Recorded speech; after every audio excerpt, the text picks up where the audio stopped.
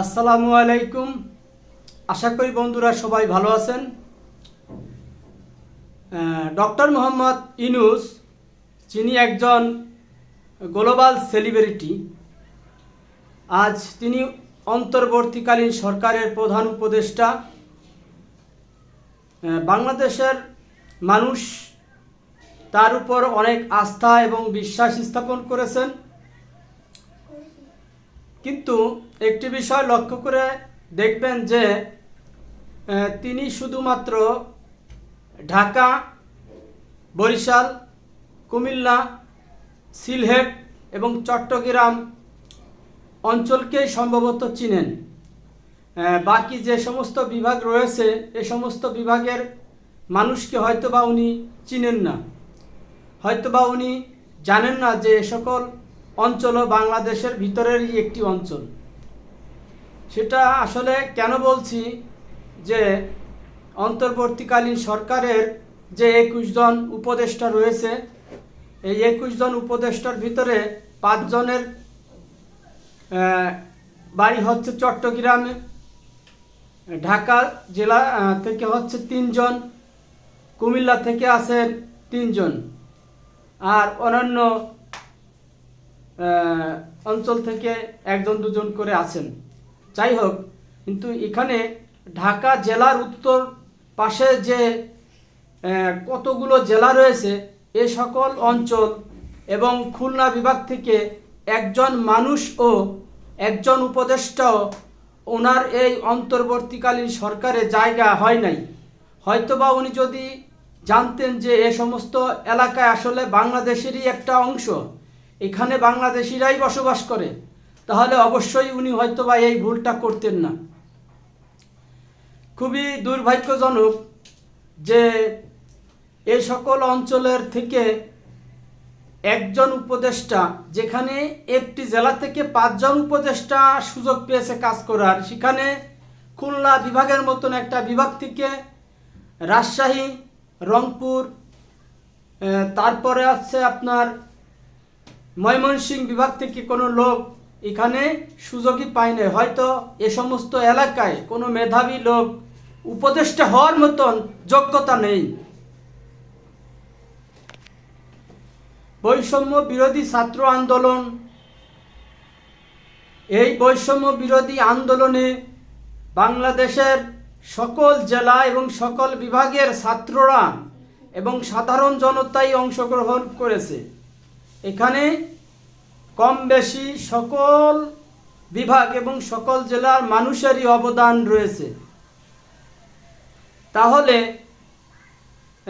তিনি কিভাবে এত বড় একটা ভুল করতে পারেন? হ্যাঁ, হয়তোবা তিনি নিজে চয়েস করে কাউকে নেন নাই হয়তোবা, কিন্তু ওনার এটা বোঝা উচিত ছিল যে চট্টগ্রামের থেকে 5 জন উপদেষ্টা হয়, অথচ অন্যান্য বিভাগ থেকে 1জনও সেখানে সুযোগ পায় না কাজ করার। এটা খুবই দুঃখজনক, খুবই কষ্টদায়ক। এটা কিভাবে বৈষম্যহীন হলো সেটা আমি দেশবাসীর কাছে এবং এই অন্তর্বর্তীকালীন সরকারের কাছে জানতে চাই। বৈষম্যর বিরুদ্ধে যুদ্ধ করতে যে 1000-এর বেশি মানুষ মারা গিয়েছে, তাহলে কই সে বৈষম্য নির্মূল হলো? তাহলে কি এই বৈষম্য সারা জীবনই বাংলাদেশের মানুষের ভিতরে থাকবে? হ্যাঁ, যেটা ভুল হয়ে গেছে 5 to 5। তবে এই সরকারের কাছে আমি বিশেষভাবে অনুরোধ করতেছি যেন ভবিষ্যতে যে সমস্ত সরকার গঠন হবে এমন একটা সিস্টেম তৈরি করে যাওয়া সংবিধানে যে 1 থেকে 8 পর্যন্ত যে গুরুত্বপূর্ণ মন্ত্রণালয় রয়েছে যেন 8টি পরপর 1 থেকে 8 পর্যন্ত 8 বিভাগের থেকে 8 জনকে দেওয়া হয়, এবং ঢাকা ও চট্টগ্রামের পরে বাংলাদেশে যে উন্নয়ন বাজেট হবে এই দুটা বিভাগের পরে অন্যান্য বিভাগের সমস্ত জায়গায় যেন এই উন্নয়ন বাজেটটা সমানভাবে গুরুত্ব পায়, অর্থাৎ বাধ্যতামূলক থাকবে, এরকম একটা সিস্টেম সংবিধানে অন্তর্ভুক্ত করে যাওয়ার জন্য ওনার কাছে বিশেষ অনুরোধ করতেছি।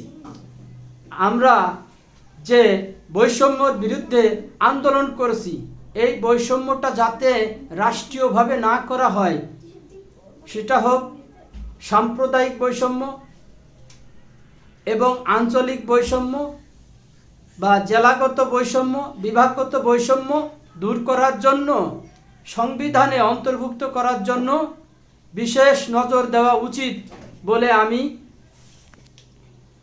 ডক্টর মোহাম্মদ ইউনূস স্যার, আপনি একজন গ্লোবাল সেলিব্রিটি, সারা পৃথিবীর অনেক দেশে আপনি ঘুরে বেড়িয়েছেন, আপনাকে পৃথিবীর বিভিন্ন জাতি এবং সে সমস্ত দেশের রাষ্ট্রপ্রধানগণ আপনাকে ইনভাইট করেছেন আপনার জ্ঞান গর্ভ ভাষণ শোনার জন্য।